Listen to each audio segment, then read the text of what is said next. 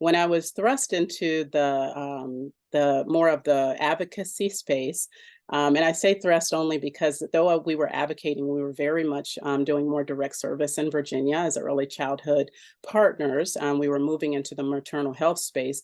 I remember listening to our state partners in Title V, as well as others, stating that we needed to address disparities in health in Virginia and to ensure that our communities of color, more specifically Black women, had the same opportunity to have the best outcomes as possible. And we could see that there was a disparity, that women of color were dying at 2 to 3 times their white counterparts. And that was something that we all agreed what was going to bind us together for many years forward as we continue to improve outcomes. And so we've been working with the Title V teams, with Virginia legislators and others, and have accomplished so many things over time. We were the 4th state to implement doula certification and reimbursement through Medicaid. The 4th state, we were one of the states that led the charge in expanding postpartum Medicaid, and then Medicaid across the state as well, so adults would have access. There are so many other things. I don't even do it justice to tell people how many things that are occurring in Virginia. But as a community-based partner and also as a woman of color, we already know that there are racial disparities in that aspect as well, in terms of leadership and being able to lead charge in terms of making change. And so we have worked with the Title V team, and are very proud to see many of them on the phone today, and really wanted to tell you about what has occurred because of that, but also just to uplift the fact that change can happen. And it can change when you work together to build relationships. We're so thankful for AMCHIP and the work that they've done to bring us together in this Healthy Beginnings project, because what it allowed us to see was that there wasn't a one-sided answer to all of the complexities of things that were going on. And so we would come into these meetings over 18 months and really learn about the work on both sides of the fence, and then be able to address challenges. And then we would take that back into our organizations to continue to move forward. And the end result of that was us coming together to identify a plan of action so that we could address workforce issues in the state of Virginia related to doulas and others who are working in the maternal child health space.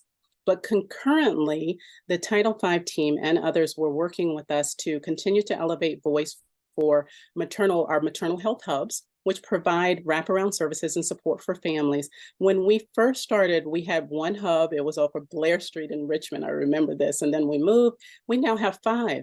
And that is because of the work that Title V and others have done to ensure that we are continuing to grow and address the needs of the community. We also have legislation which was pushed through to ensure that the hubs that we have implemented are studied, obviously with the intention of continuing to support families utilizing safe spaces of care, because we know we can eliminate disparities through those hubs. And then lastly, what we're really excited about is, in partnership, working with the Virginia Neonatal Perinatal Collaborative, which is the perinatal quality collaborative for our state, and Title V and VDH and others, we were awarded alongside of them as a partner $7.5 million over 5 years to be able to not only evaluate, create a strategic plan with the assistance of Title V, and others, but also to have partners around the table who are compensated for the work that they're doing as they're helping us to bring our work forward. That includes data and analytics, but also the expansion of Urban Baby Beginnings model to add a 5th hub, and also ensure that we have full-time and part-time employment for doulas and others that are engaged in our program. This was not an easy thing to do. It was our first federal grant we wrote.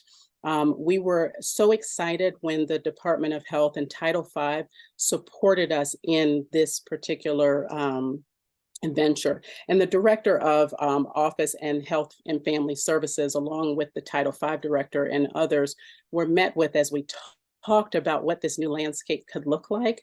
And I think that why this is monumental and why people are so proud is because we can now see the work that we're doing together collaboratively, and we can see it in action. And so although I don't know how to do the round of applause thing where you know, put the flags up, I want to give a round of applause to our Title V team in Virginia, to AmChip, to our Department of Health and other partners. And I want to say thank you, thank you, thank you so much. And I also want to remind people, don't give up, because I can tell you, I can just remember being a nurse, just doing the work, and being thrust into this space has allowed me to open my eyes and see other things from a different perspective. And that relationship that you build with others really matters. So keep building relationships, keep working with community-based partners. You're going to see so much more come out of it. And not only are you going to feel more supported, you're going to feel like you're making those changes in your communities so that they can thrive as well. So thank you for giving me the time to share and to talk with each of you